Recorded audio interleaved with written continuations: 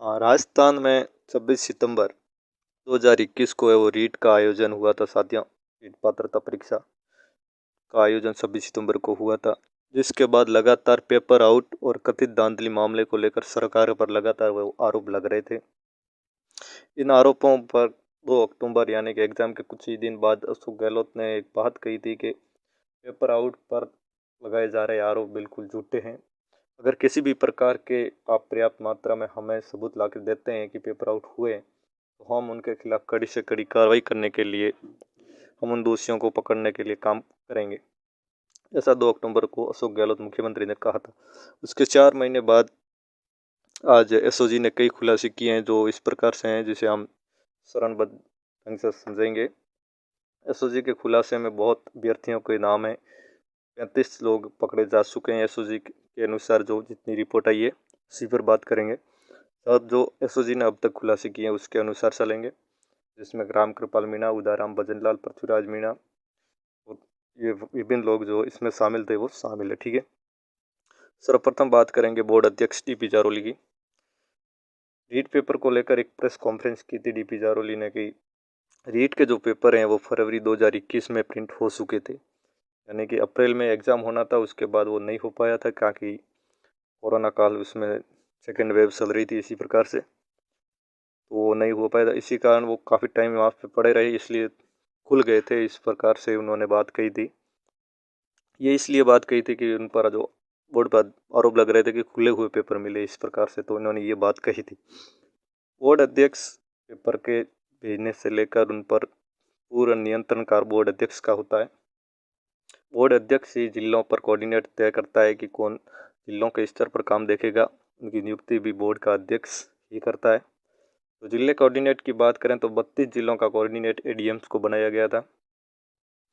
ADM को coordinate बनाया गया 32 जिलों का, और एक जिले का जो कोऑर्डिनेट है वो एक निजी व्यक्ति को बनाया गया था, जिसका नाम था प्रदीप पारासर। प्रदीप पारासर को जयपुर जिले का कोऑर्डिनेटर बनाया गया था। ये पूर्व में व्याख्याता भी रहे हैं और अब तक की जांच में ये सामने आया है कि बोर्ड अध्यक्ष के मित्र भी हैं और पेपर लीक मामले में कड़ी यहाँ से कहीं ना कहीं जुड़ी हुई है। इस प्रकार की एसओजी की जांच में सामने अब तक आ रहा है। प्रदीप पारासर के डिप्टी कोऑर्डिनेटर भी एक निजी आदमी था, यानी कि 32 जिलों के जो कोऑर्डिनेटर थे वो गवर्नमेंट अधिकारी थे, लेकिन एक कोऑर्डिनेटर बनाया गया अध्यक्ष द्वारा, वो निजी था। केवल मित्रता की आड़ में बनाया गया या किस प्रकार से एक पूरा एक स्क्रिप्ट थी, वो तो आने वाले वक्त में पता चल जाएगा एसओजी की जांच में। लेकिन यहाँ पर इनको निजी आदमी को बनाया गया और उन्होंने जो डिप्टी कोऑर्डिनेटर था उनके नीचे एक आदमी था, वो भी एक निजी था। ठीक है, इस प्रकार से उसके बाद की कड़ी आती है राम कृपाल मीणा। ठीक है, राम कृपाल मीणा एक मुख्य भूमिका है, जहाँ से पेपर आउट हुआ है उनकी मुख्य कड़ी है वो राम कृपाल मीणा है, जिसको एसओजी ने अरेस्ट कर लिया या पकड़ लिया, आप समझ सकते हैं। ये उनकी मुख्य भूमिका है और ये एक कोचिंग संचालक भी रहे हैं, जिनका राम कृपाल मीणा ये डिप्टी कोऑर्डिनेटर थे, प्रदीप पारस्कर के द्वारा चयनित किए गए। 24 सितंबर को यानी कि एग्जाम से 2 दिन पहले उन्होंने 8 बजे शाम को इस शिक्षा संकुल से ही जो पेपर है वो वहाँ से आउट करवाया था। इस प्रकार इसका शिक्षा संकुल से वो 8 बजे पेपर है वो वहाँ से उन्होंने बंडल में से सुराया था। उनका यहाँ तक बात सामने आई कि जो पेपर उन्होंने सुराया वो लेवल 2 का था। वो अब यहाँ पर भी बहुत सारे प्रश्न चिन्ह यहाँ पे उठ रहे हैं कि किस प्रकार से जो लेवल 2 का ही कैसे सुराया, क्या इस कैसे भरोसा किया जा सकता है कि लेवल फर्स्ट का है वो वहाँ से पेपर नहीं लिया गया।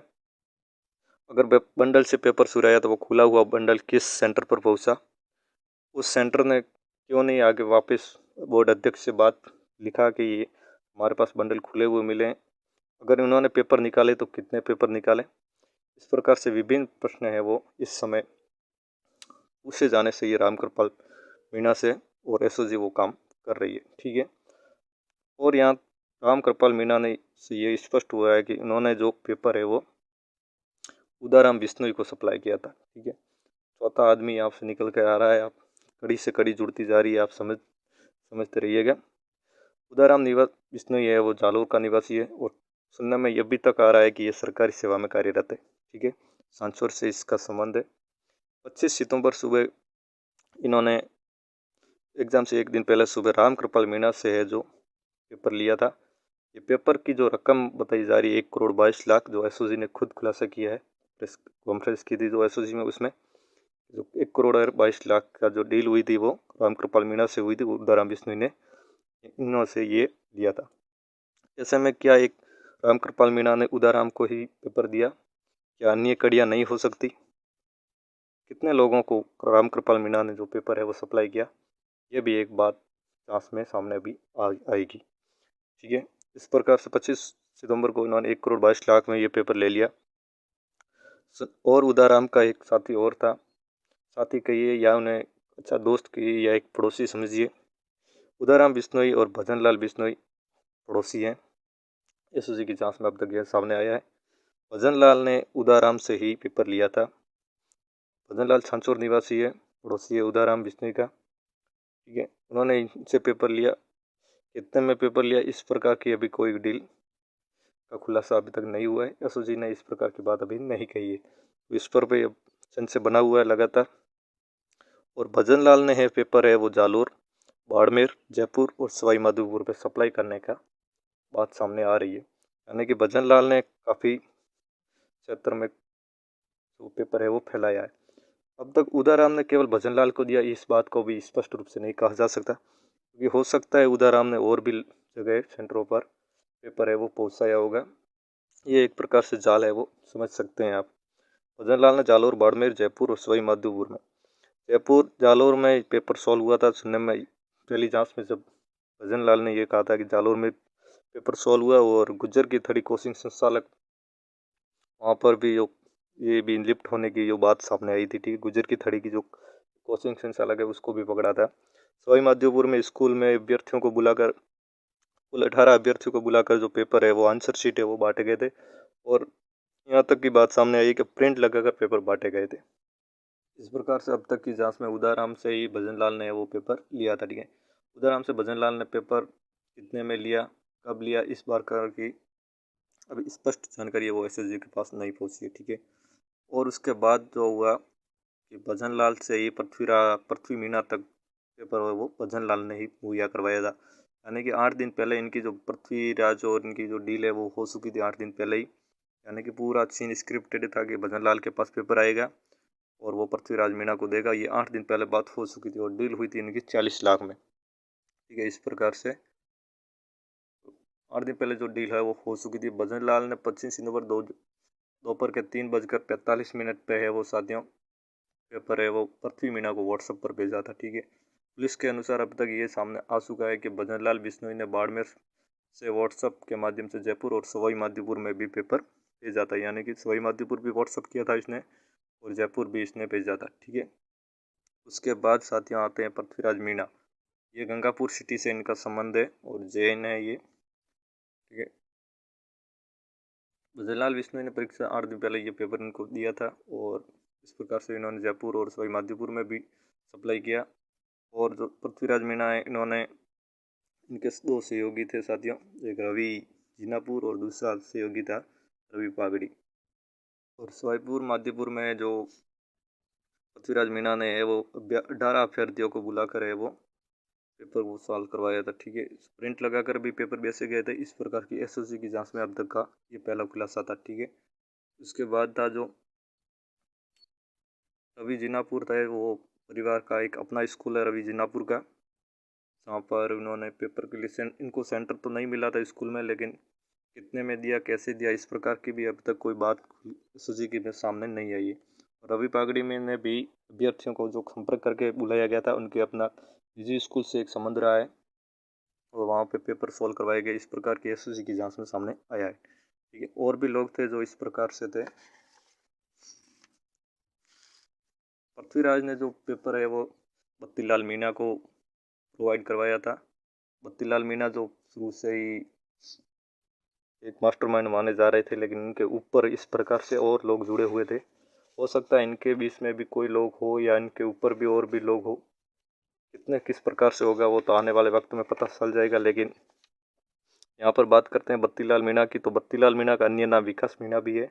इनका संबंध जयपुर में, और यहाँ तक की बात निकल कर सामने आई है कि 7 सेंटरों पर इन्होंने ये जो पेपर वो सॉल्व करवाया था। ठीक है, इस प्रकार से।